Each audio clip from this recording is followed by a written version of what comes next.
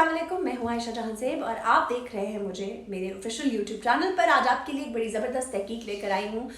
माजी में और मतलब इन पिछले 6 महीनों में आपने देखा है कि हिंदुस्तान की सरगर्मियाँ पाकिस्तान के खिलाफ बढ़ गई हैं। डिसइंफॉर्मेशन लैब की डिस्कवरी जो थी वो एक बहुत बड़ी डिस्कवरी थी आज, लेकिन मैं आपको जो बात बताने जा रही हूँ वो बहुत ही ख़ास है। 5:05 पर एक इंडियन एक रोड है दिल्ली में, अबुल कलाम रोड, जो कि जैसे इस्लामाबाद का रेड जोन है वो दिल्ली का रेड जोन समझ लीजिए आप है। और वहाँ पर एक धमाका हुआ है, और धमाका कहाँ हुआ है? इसराइली सफारत खाने के बाहर। और वो जो सफारत खाना है उसकी पेवमेंट यानी बाहरी जो दाखिली रास्ता है, दाखिली और खारजी रास्ता, उस रास्ते पर धमाका हुआ है और 3-4 गाड़ियाँ जो हैं वो उड़ गई हैं और टूट फूट गई हैं।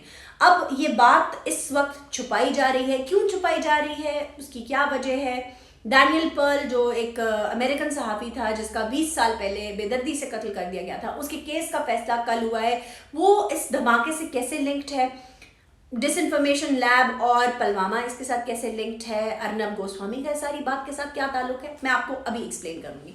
सबसे पहले आज के धमाके की बात की जाए। फ्राइडे 5:05 पर धमाका होता है, 3-4 गाड़ियां उड़ती हैं, किसी को जानी माली नुकसान नहीं होता।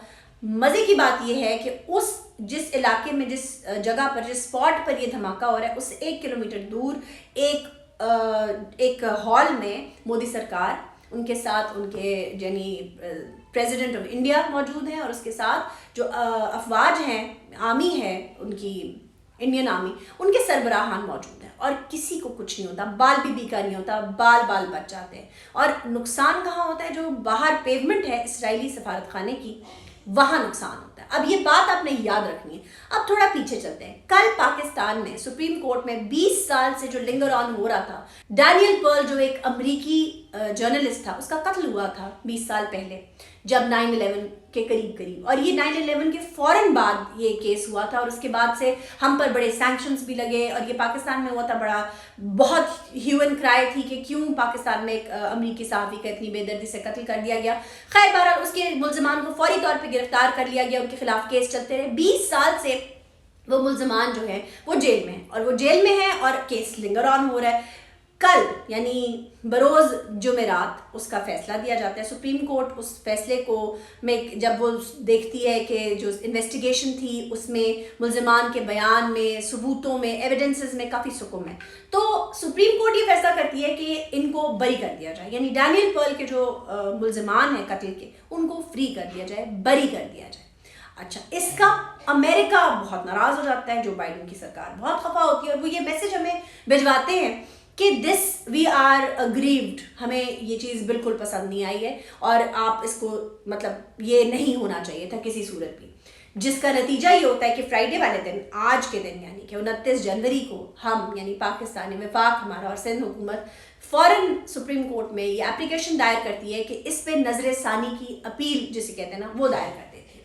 अब नजर सानी की अपील क्या है, उसका प्रोसेस क्या है? उसका प्रोसेस ये है कि जो जज साहिबान एक केस को सुनते हैं सुप्रीम कोर्ट में, जब उसके खिलाफ नजर सानी की अपील होती है, तो वो ये नहीं होता कि बेंच चेंज हो जाता है, वही बेंच उस केस को उन्हीं वकीलों की, उन्हीं सबूतों की रोशनी में दोबारा रिविजिट करता है, और नॉर्मली ज़्यादा कोई रद्दोबदल होती नहीं है ऐसे फैसलों में। अब ये फैसला इतना इम्पोर्टेंट क्यों है, अर्नब गोस्वामी का इसमें क्या रिलेशन है, अब मैं आपको ये पूरी बात समझाती हूँ। इस फैसले के ऊपर हम क्यों इतना डिपेंड करें, और पाकिस्तान ने क्यों दी है दोबारा से अपील? क्या अमेरिका के दबाव में आ गया? ऐसी बात नहीं है। बात यह है कि फरवरी सर पे खड़ा है, और फैटेफ की ग्रे लिस्ट में हम खड़े हैं, जिसकी री इवैल्यूएशन अब ड्यू है, प्रोसेस में है। इधर होम ग्राउंड पे हमारे ऑलरेडी बहुत मामला, पॉलिटिकली इंस्टेबिलिटी नजर आ रही है। दूसरी तरफ हिंदुस्तान में इसराइली सफारत खाने के बाहर एक धमाका होता है। अब वो धमाका लाजमी, जैसे अर्नब गोस्वामी और मोदी सरकार ने मिलकर पुलवामा अटैक हमारे मत्थे पे ज़बरदस्ती मला था, पाकिस्तान की अफवाज पे, पाकिस्तानियों पर ज़बरदस्ती हम पे थोपा गया था, इसी तरह ये जो इसराइली सफारत खाना है, इसके बाहर जो ब्लास्ट हुआ है, वो भी हमारे सर पे ज़रूर थोपा जाएगा। और वो क्यों थोपा जाएगा? क्योंकि हमें, इंडिया ये चाहता है कि हम हर हाल में ब्लैक लिस्ट हो जाए। अब एक और बहुत ही इंपॉर्टेंट चीज़ है, कुछ 3 दिन पहले आपने देखा कि लाल किले के ऊपर एक परचम लहराया गया, और वो किसानों ने लहराया।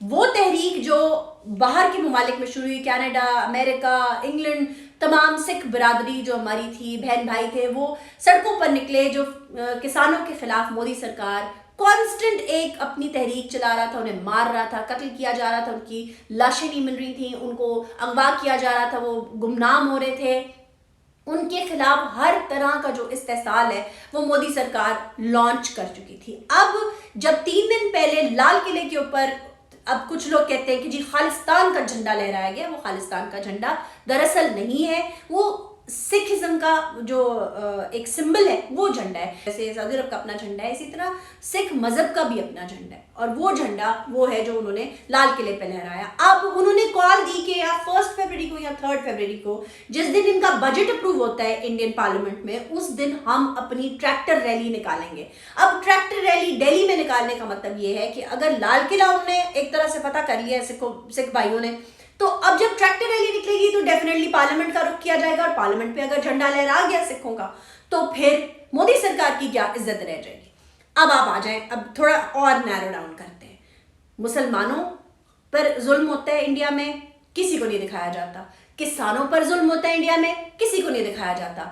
پاکستان کے اوپر الزام لگایا جاتا ہے کہ کسی صورت انڈیا میں جو اگر کوئی چھینکتا بھی ہے نا تو وہ پاکستان کا قصور ہے، کرونا وائرس اگر وہاں پہ اتنا ایکٹیو ہے تو وہ پاکستان کا قصور ہے، اگر کوئی پرندہ یہاں سے اڑ کر وہاں جا رہا ہے وہ بھی پاکستان کا قصور ہے۔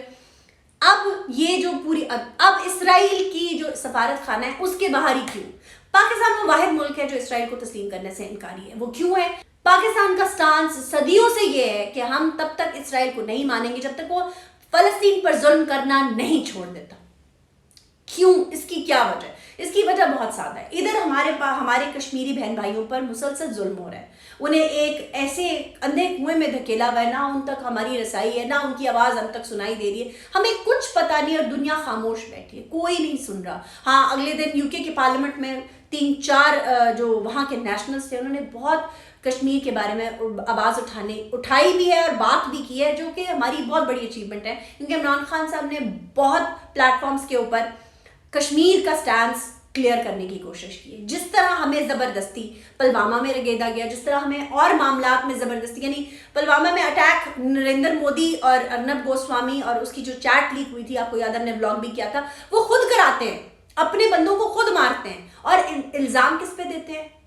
پاکستان پہ، اور اس کے نتیجے میں ایئر اسٹرائک کرتے ہیں، اور ہمارے کچھ درخت اور کوا مار کے چلے جاتے ہیں اور کہتے ہیں ہم نے بندے ہی بندے مار دیے، اور اس کے بعد خود اپنا ان کا جہاز ہم جب مار گراتے ہیں، جب وہ ہماری فضائی حدود میں پھر رہا ہے، جب ہم مار گراتے ہیں تو اسے ایکسیپٹ نہیں کرتے، اور پھر جب وہ بندہ زندہ بچ جاتا ہے تو پھر ہم کیا کرتے ہیں؟ ہم چائے کا کپ پلا کے واپس بھیج دیتے ہیں۔ ہم تو اپنی طرف سے اس سے بڑا پیس کا جو میسج ہے نہیں دے سکتے۔ اب آ جائیں اس بات کے اوپر کہ اسرائیل کو ایکسیپٹ کیوں نہیں کرتے ہم، وہ آخر ہماری ریزن کیا ہے؟ ہم اسرائیل کے اوپر ظلم ایکسیپٹ کریں گے، اگر ہم فلسطین کے اوپر ظلم ایکسیپٹ کریں گے تو ہمیں کشمیر پہ ظلم کو بھی ایکسیپٹ کرنا پڑے گا، اور وہ ہم کسی صورت نہیں مانیں گے، کیونکہ کشمیری بھائی اور جو فلسطینی بھائی ہیں وہ ہمارے بھائی ہیں، مسلمان ہیں، ہم یہ ایکسیپٹ نہیں کر سکتے۔ آ جائے اب اس بات کے اوپر کہ اسرائیل اس میں کیا سازش تھی۔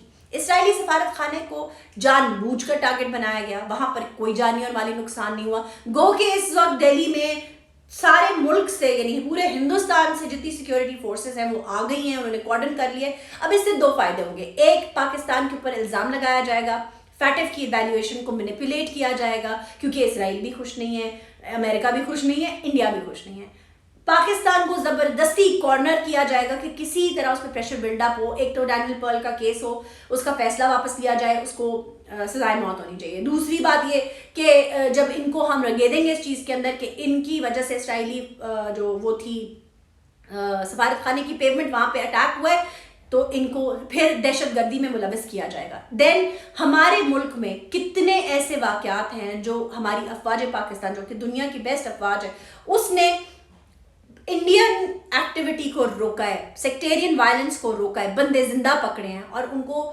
زندہ پکڑ کے ان کو جو ہے ان کی انویسٹیگیشن جاری ہیں۔